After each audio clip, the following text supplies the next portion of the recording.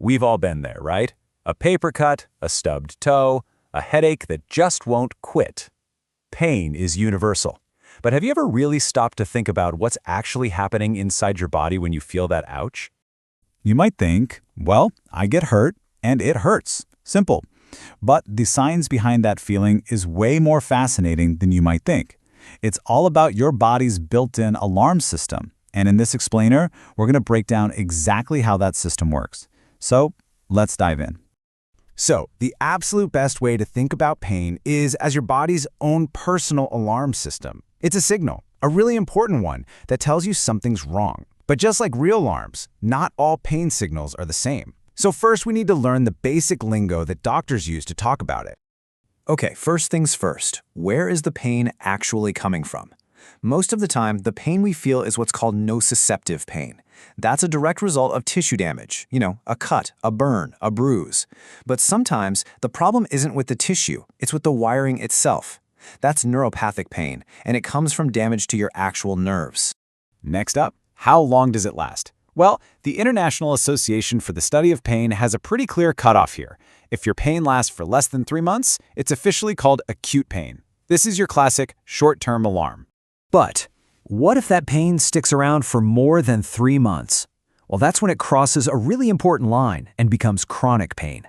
This is when the alarm just refuses to turn off, long after the original problem is gone. Now, chronic pain is a huge and complex topic, really for another day.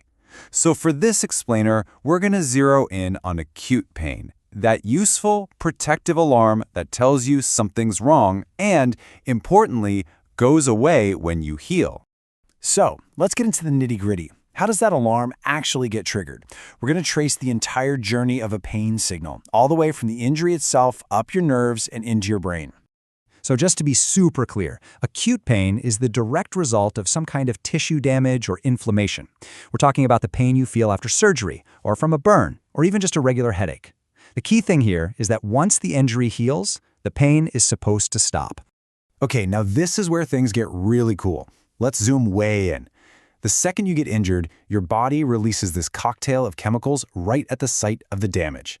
Scientists have a great name for it. They call it the inflammatory soup. And this soup is filled with all sorts of things, like histamine, serotonin, and a really important one we'll come back to, prostaglandins. This soup is what officially kicks the whole process off. All right, so you've got this chemical soup flooding the area, but how does that actually generate a signal that your brain understands as ouch? Well, it turns out it happens in 2 main ways. The first way is called direct activation, and it's pretty straightforward. Some of the chemicals in that soup, like ATP and serotonin, are the perfect shape to fit into special receptors on your pain-sensing nerves. It's literally like a key fitting into a lock. Once they click in, they instantly switch the nerve on, and bam, a pain signal is fired off to your brain. Now, the second way is a little more subtle. It's called peripheral sensitization. I know it sounds complicated, but the idea is actually simple. Other chemicals in the soup, like those prostaglandins I mentioned, don't turn the nerve on directly. Instead, they make the nerve hypersensitive. They basically lower the threshold for what it takes to make that nerve fire. And this explains why an injury can sometimes feel more and more sore over time. What's happening is that the sensitivity dial on your body's alarm system is getting cranked up. The nerves are on high alert, which means even a gentle touch can suddenly feel incredibly painful. Okay, so if pain is an alarm, how do we turn it off? Well, that's where painkillers come into play. They're designed to cleverly interrupt the very pain pathway we've just been talking about. First up, let's talk about local anesthetics, like the lidocaine a dentist uses. You apply these right at the source of the pain. Their whole job is to physically block these tiny little gates on your nerve endings called sodium channels. And if sodium can't get through those gates, the nerve is physically unable to fire a signal. It's honestly the most direct approach possible. You are literally cutting the wire to the alarm sensor. It doesn't matter what that inflammatory soup is doing, because if the wire's cut, no signal can ever reach the brain. Game over. All right, next we have NSAIDs. That stands for non-steroidal anti-inflammatory drugs.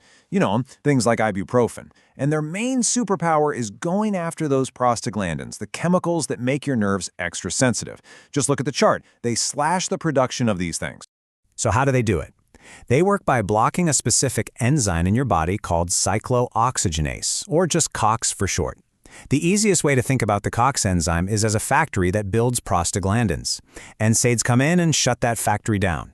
And here's where it all connects back. By shutting down the prostaglandin factory, NSAIDs effectively grab that sensitivity dial that was cranked way up, and they turn it right back down. The nerves chill out, the alarm gets quieter, and you start to feel relief. And finally, there's paracetamol, which you might know as acetaminophen. Now this one is fascinating because it's still a bit of a scientific mystery. We know it works, but we don't know exactly how.